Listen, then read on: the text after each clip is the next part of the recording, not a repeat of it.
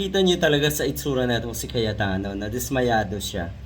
Dismayado dahil nakikita niya na ang niloloko nila ay mga sarili nila. Nararamdaman nila na flop etong eksena nilang ito. Nararamdaman na itong si Cayetano na hindi ito kakagatin ng mga kababayan nating nasa katinoan at nasa tamang pag-iisip. Alam din nila na ang kakagat lang sa kanilang mga drama na ito ay mga sarili nila. 'Di ba? Ang saklap na niloloko niyo yung mga sarili niyo. Alam mo rin na ang kakagat lang sa mga ganitong pautot niyo dyan sa hearing ninyo na yan ay ang mga tanga nyo na taga-suporta.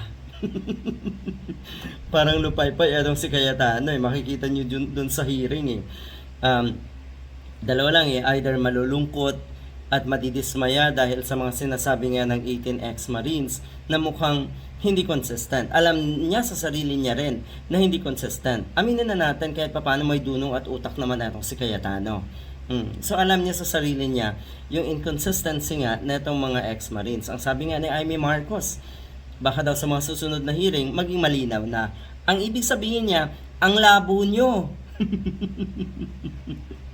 may punto pa itong si Cayetano na magdadrama.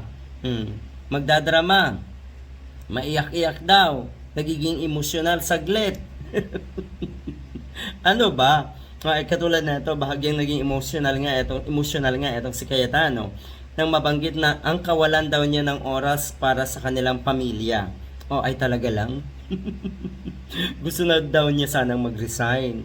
Gusto na daw niyang mag-step down na. Kaya lang may tungkulin daw siya sa mga kababayan natin at sa ating bansa. Wala ka pong tungkulin. May tungkulin ka sa mga Duterte. Baka may tungkulin ka rin sa mga utu-utu mong taga-suporta. Yan ang gusto niyo.